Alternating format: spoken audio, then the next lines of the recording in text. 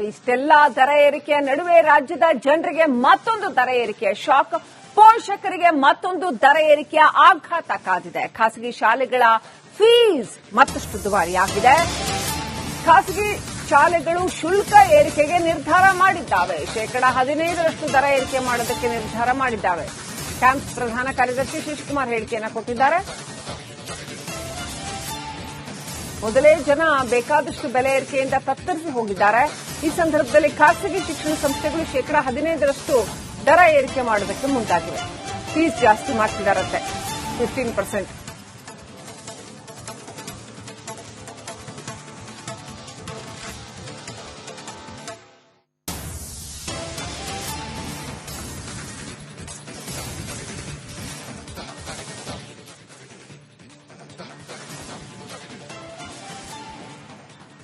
ಖಾಸಗಿ ಶಾಲೆಗಳಲ್ಲಿ silicon city ಜನರಿಗೆ ಮತ್ತೊಂದು ದರ ಏರಿಕೆ ಬಿಸಿ ತಟ್ಟಲಿದೆ. ಹೌದು, ಖಾಸಗಿ ಶಾಲೆಗಳು ಇದೀಗ ದರ ಏರಿಕೆ ಮಾಡಲು ಮುಂದಾಗಿದ್ದಾರೆ, 15%. ಈ ಒಂದು ವಿಚಾರಕ್ಕೆ ನಮ್ಮ ಜೊತೆ ಈಗ ಕ್ಯಾಂಪ್ಸ್ ಪ್ರಧಾನ ಕಾರ್ಯದರ್ಶಿ ಶಶಿಕುಮಾರ್ ಅವರನ್ನೇ ಮಾತಾಡಿಸ್ತೀನಿ. ಸರ್, ಪ್ರತಿಯೊಂದು ದರ ಏರಿಕೆ ಆಗಿದೆ, ಇದೀಗ ನಿಮ್ ಸರದಿ. ಎಷ್ಟು ಪರ್ಸೆಂಟ್ ದರ ಏರಿಕೆ ಮಾಡಲು ಮುಂದಾಗಿದ್ರೆ, ಹೈಕ್ ಮಾಡಲು ಮುಂದಾಗಿದ್ರೆ ಫೀಸ್ ಶುಲ್ಕ ಅಂತ? ಇದೇನು ಹೊಸದಲ್ಲ. ಪ್ರತಿ ವರ್ಷದಿಂದ ವರ್ಷಕ್ಕೆ 8ರಿಂದ 10%, 12% ದರ ಏರುತ್ತೆ, ಅಂದ್ರೆ ಶುಲ್ಕದಲ್ಲಿ. ಆದ್ರೆ ಇದಕ್ಕೆ ಅನಿವಾರ್ಯತೆಗಳು ಅನೇಕ ಕಾರಣ ಇದೆ. ಇವತ್ತು ಸಪ್ಲೈ ಚೈನ್ ಏನಿದೆ, ಶಾಲೆಗಳು ಹೆಚ್ಚೆಚ್ಚು ಶಾಲೆಗಳು ಬರ್ತಾ ಇದ್ದಾವೆ. ಸರ್ಕಾರ ಕಣ್ಣು ಮುಚ್ಚಿಕೊಂಡು ಹೊಸ ಶಾಲೆಗಳಿಗೆ ಅನುಮತಿ ಕೊಡ್ತಾನೆ ಇದೆ. ಒಂದ್ ಕಡೆ ಅನಧಿಕೃತ ಶಾಲೆಗಳು ಹೆಚ್ಚಾಗ್ತಾ ಇದೆ. 30 ಲಕ್ಷದಿಂದ 40 ಲಕ್ಷ ಇನ್ಫ್ರಾಸ್ಟ್ರಕ್ಚರ್ ಇವತ್ತು ಮಕ್ಕಳಿಲ್ಲದೆ ಕಟ್ಟಡಗಳು, ವ್ಯವಸ್ಥೆಗಳು ಇದಾವೆ. ಇಂಥ ಒಂದು ಪರಿಸ್ಥಿತಿಯಲ್ಲಿ ಏನಾಗುತ್ತೆ, ಸಾಮಾನ್ಯವಾಗಿ ಶಾಲೆಗಳಲ್ಲಿ ಮಕ್ಕಳ ಸಂಖ್ಯೆ ಕಮ್ಮಿ ಆಗುತ್ತೆ, ಎಲ್ಲಾ ಖರ್ಚು ವೆಚ್ಚ ಬೀಳೋದ್ರಿಂದ ಆ ಪರ್ ಚೈಲ್ಡ್ ಎಕ್ಸ್ಪೆಂಡಿಚರ್ ಜಾಸ್ತಿ ಆಗುತ್ತೆ. ಇದು ಸರ್ವೇ ಸಾಮಾನ್ಯ ಇಡೀ ರಾಜ್ಯದ ಪರಿಸ್ಥಿತಿ, ಇಡೀ ದೇಶದ ಪರಿಸ್ಥಿತಿ ಇದೆ ಇವತ್ತಿನ ದಿನ ನೋಡೋದಾದ್ರೆ. ಎಷ್ಟು ಪರ್ಸೆಂಟ್ ಹೈಕ್ ಮಾಡೋದಕ್ಕೆ ಮುಂದಾಗ್ತಿದ್ದಾರೆ ಇದೇ ವರ್ಷ? ಯಾಕಂದ್ರೆ 2026-27 ಸಾಲಿನಲ್ಲಿ ಇದು ಆಯಾ ಶಾಲೆಗೆ ಬಿಟ್ಟಂತದ್ದು. ಕೆಲ ಶಾಲೆಗಳು 8%, 10%, 12%, ಮ್ಯಾಕ್ಸಿಮಮ್ ಅಂದ್ರೆ 10ರಿಂದ 15% ಒಳಗೆ ಇರುತ್ತೆ. ಯಾರು ಅದಕ್ಕಿಂತ ಜಾಸ್ತಿ ಮಾಡೋದಿಕ್ ಆಗಲ್ಲ. ಇವತ್ತು ಒಂದು ಕಡೆ ಈ ಆಯಾಮ ಆದ್ರೆ, ಇನ್ನೊಂದು ಕಡೆ ನೋಡೋದಾದ್ರೆ ಎಲ್ಲಾ ವ್ಯವಸ್ಥೆಗಳು ಜಾಸ್ತಿ ಆಗ್ತಾ ಇದೆ, ಸಂಬಳ ಜಾಸ್ತಿ ಆಗ್ತಾ ಇದೆ. ಜೊತೆಗೆ ಇವತ್ತು ಖಾಸಗಿ ಶಾಲೆಯನ್ನ ನಡೆಸಬೇಕಾದ್ರೆ ಎಲ್ಲವೂ ಕಮರ್ಷಿಯಲ್ ಆಗಿದೆ. ಎಲ್ಲವೂ ಕಮರ್ಷಿಯಲ್, ಗಾಳಿ ಒಂದೇ ಫ್ರೀ ಬಿಟ್ಟಿರೋದು, ಇನ್ನೆಲ್ಲವೂ ಕಮರ್ಷಿಯಲ್ ಇದೆ. ಹಾಗಾಗಿ ಈ ಎಲ್ಲಾ ಅನಿವಾರ್ಯತೆ ಪ್ರತಿ ವರ್ಷ 8ರಿಂದ 12% ಸಾಮಾನ್ಯವಾಗಿ ಜಾಸ್ತಿ ಆಗ್ತಕ್ಕಂಥದ್ದು ಸ್ವಾಭಾವಿಕ. ಸರ್, ಹಾಗಾದ್ರೆ ಸರ್ಕಾರ ಕೆಲವೊಂದು ನಿರ್ಧಾರವೇ ಈ ಒಂದು ಶಾಲೆ ಶುಲ್ಕ ಹೆಚ್ಚಳ ಬಗ್ಗೆ ಮಾತಾಡ್ತಿದ್ದಾರೆ ಸರ್? ಖಂಡಿತ ಅನೇಕ ಸಮಸ್ಯೆಗಳಿದ್ದಾವೆ. ಇವತ್ತು ಒಂದು ಕಡೆ ಈಸಿ ಆಫ್ ಡೂಯಿಂಗ್ ಬಿಸ್ನೆಸ್ ಅಂತ ಮಾತನಾಡ್ತಾ ಇದ್ದೇವೆ, ಎಲ್ಲವನ್ನ ಸರಳೀಕರಣಗೊಳಿಸಬೇಕು ಅಂತ. ಮತ್ತೆ ರಿಜಿಡ್ ಇನ್ಫ್ರಾಸ್ಟ್ರಕ್ಚರ್ ಇದೆ, ಏನು 1 ಎಕರೆ 1/2 ಎಕರೆ ಇರಲೇಬೇಕು, ಮತ್ತೆ ಅದಕ್ಕೆ ಆ ನಿಯಮ ಈ ನಿಯಮ, ಇವೆಲ್ಲವೂ ಏನಾಗ್ತಾ ಇದೆ, ಕಾಸ್ಟ್ ಫ್ಯಾಕ್ಟರ್ ಜಾಸ್ತಿ ಆಗ್ತಾ ಇದೆ. ಜೊತೆಗೆ ಏನಾಗ್ತಾ ಇದೆ, ಎಗ್ಗಿಲ್ದಂಗೆ ಶಾಲೆಗಳು ಕೊಡ್ತಾರೆ. ಒಂದು ವರ್ಷಕ್ಕೆ 700-800 ಶಾಲೆಗಳು ಕೊಡ್ತಾರೆ.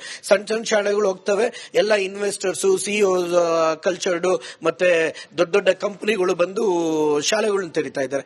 ಆಗೇನಾಗತ್ತೆ, ಅವರ ಬಂಡವಾಳಕ್ಕೆ ಪೂರಕವಾಗಿ ಅವರು ಆ ಶುಲ್ಕವನ್ನ ಪಡಿಲೇಬೇಕು. ಹಾಗಾಗಿ ಲಕ್ಷಾಂತರ ರೂಪಾಯಿ ಶುಲ್ಕವನ್ನ ತೆಗೆದುಕೊಂತಾ ಇರತಕ್ಕಂತ ಶಾಲೆಗಳು ಹೆಚ್ಚಾಗ್ತಾ ಇದ್ದಾವೆ. ಈ ಒಂದು ಶುಲ್ಕ ಯಾವಾಗ ಜಾರಿಗೆ ಬರುತ್ತೆ?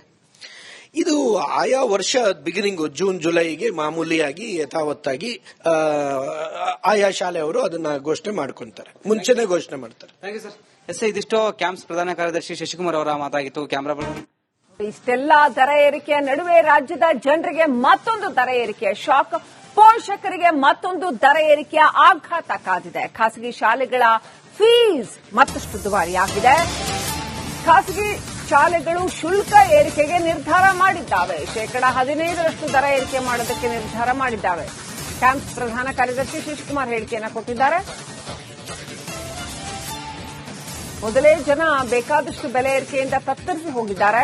ಈ ಸಂದರ್ಭದಲ್ಲಿ ಖಾಸಗಿ ಶಿಕ್ಷಣ ಸಂಸ್ಥೆಗಳು 15% ದರ ಏರಿಕೆ ಮಾಡೋದಕ್ಕೆ ಮುಂದಾಗಿವೆ. ಫೀಸ್ ಜಾಸ್ತಿ ಮಾಡ್ತಿದ್ದಾರಂತೆ, 15%.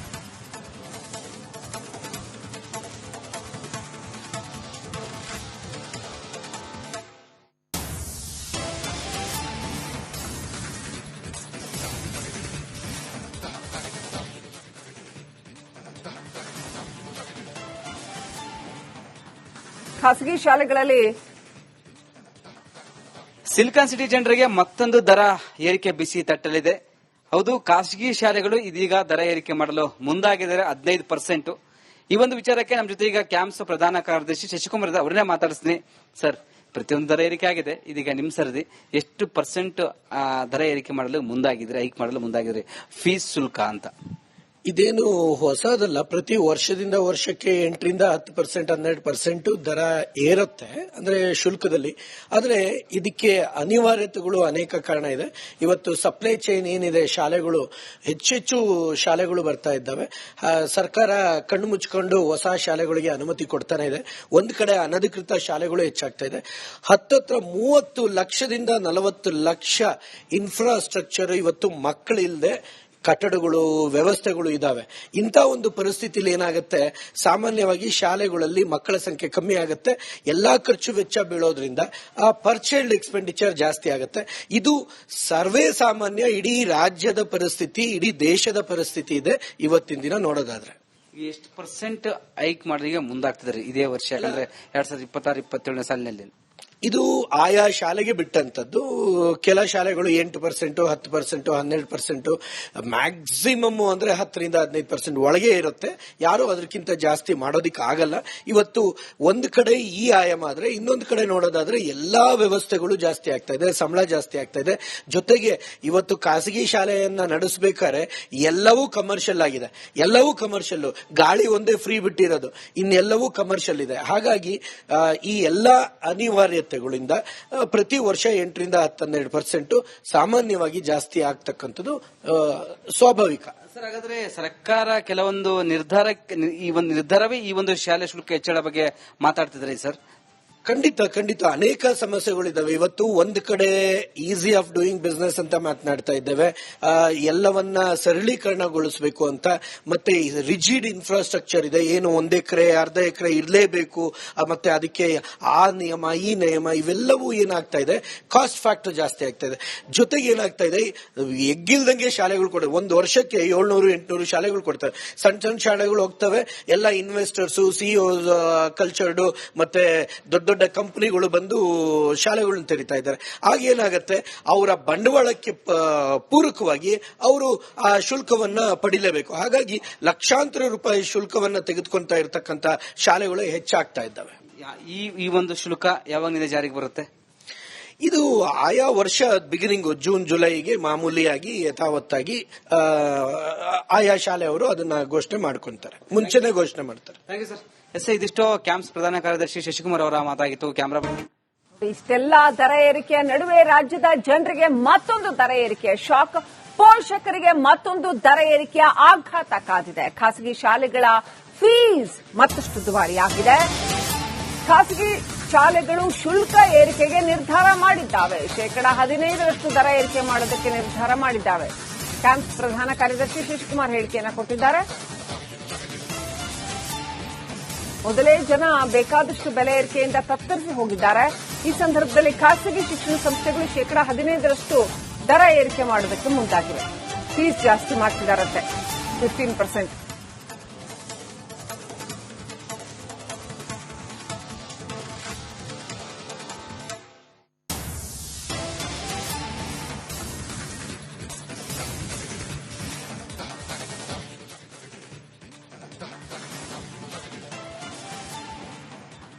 ಖಾಸಗಿ ಶಾಲೆಗಳಲ್ಲಿ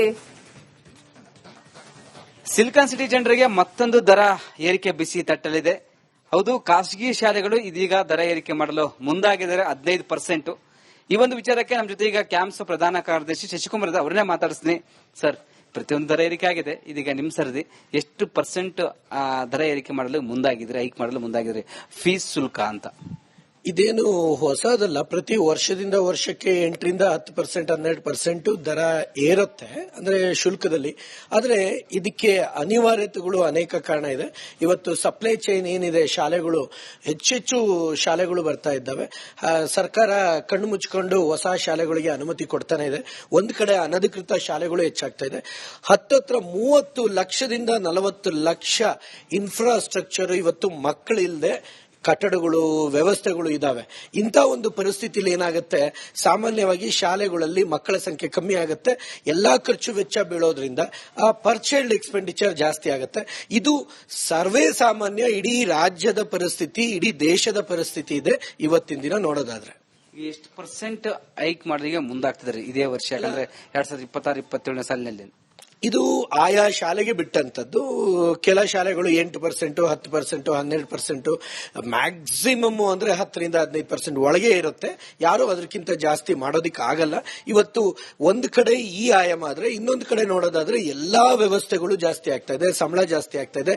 ಜೊತೆಗೆ ಇವತ್ತು ಖಾಸಗಿ ಶಾಲೆಯನ್ನ ನಡೆಸಬೇಕಾದ್ರೆ ಎಲ್ಲವೂ ಕಮರ್ಷಿಯಲ್ ಆಗಿದೆ, ಎಲ್ಲವೂ ಕಮರ್ಷಿಯಲ್.